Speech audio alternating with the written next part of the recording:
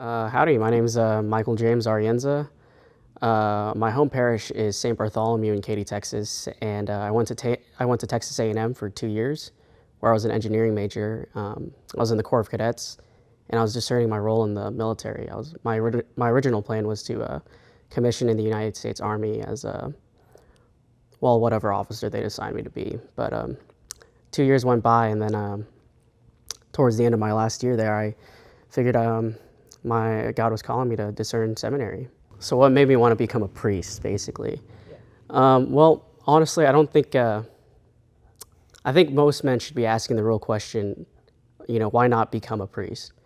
Whenever we say, what do you want to be when you grow up, or why do you want to be a priest? And I think most people think that priests just, men want to be priests to celebrate the Mass, to hear confessions, or to preach. Now, while all those duties are, they're great and undoubtedly indispensable, I don't think that should be our main motivation behind our desire to become priests. Rather, it should be, entirely focusing that on God's will. What is God's will for me?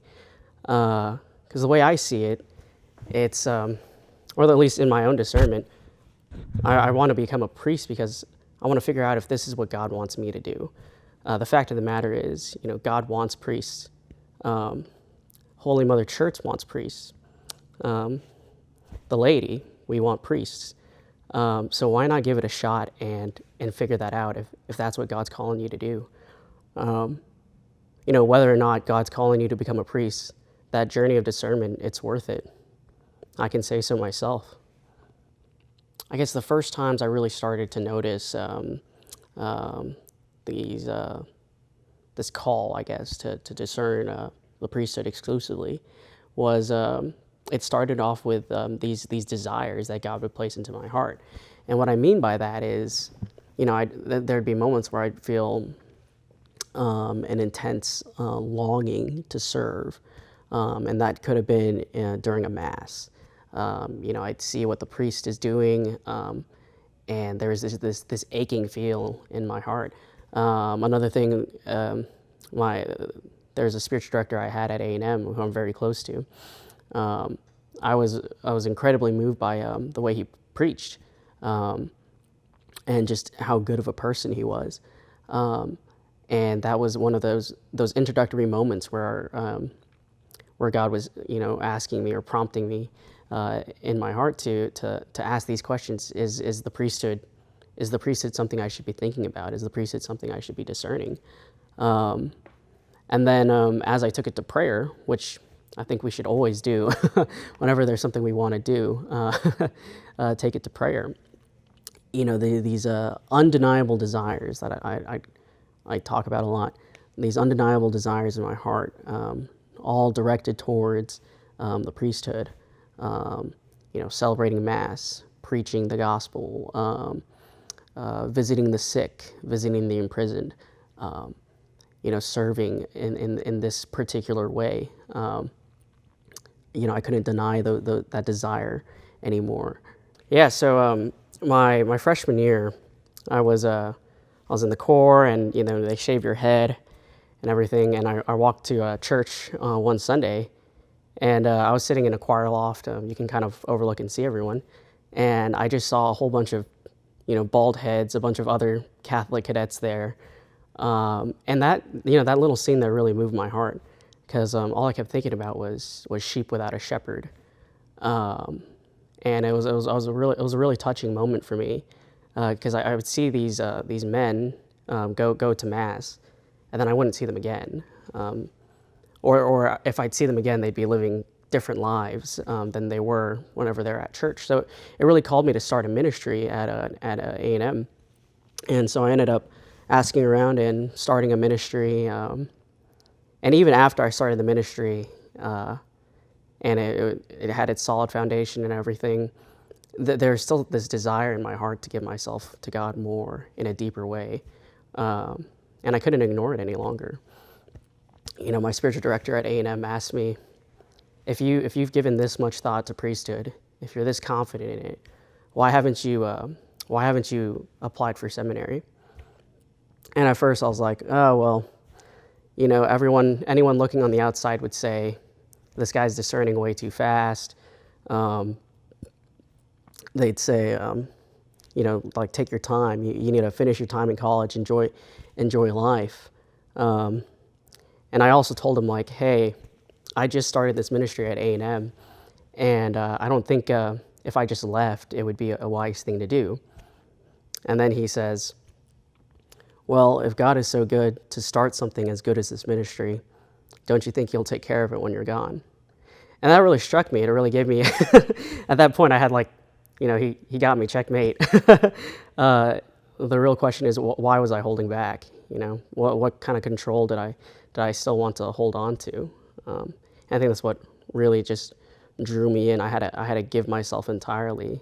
I had to give myself entirely to this discernment process to figure out, if God's calling me to become a priest. And I think these 7 years of formation, that's what we as seminarians try to figure out. What are the signs I'm not called? What are the signs I am called? How is God talking to me? My favorite part about seminary, it's undoubtedly the community. One of my friends, he discerned that God wasn't calling him to become a priest. And he told me, like, one of the signs that I know I've made a good discernment and I'm not just leaving because I don't want to become a priest, it's that I will really, really miss the community in seminary. There's some special bond that we get with our seminarian brothers, just genuinely, men genuinely trying to live for God every single day. It means a lot. You always have a brother to lean on, and then as you move forward, you become that brother that other brothers lean on. It's beautiful, but certainly what I love the most and will miss the most about seminary is going to be the community. Undoubtedly, it's going to be that first Mass of Thanksgiving. Right after ordination, or not right after, but after ordination, these priests, the new priests, will go and they'll celebrate their first Mass, their Mass of Thanksgiving. I've prayed about this many times and played it over in my head, and just that right now, it's just the idea of consecrating bread and wine. It's amazing. I mean, words fall short at describing that. You ask for the grace every day to somehow get to that point where you, as God's chosen priest, have not the opportunity but the power to consecrate bread and wine into the very living body of Jesus Christ himself, and to share that with the laity. Undoubtedly that's probably what I'm looking forward to most, if God ordains me. What kind of priest I'd want to be is nothing more and nothing less than the priest that God wants me to be.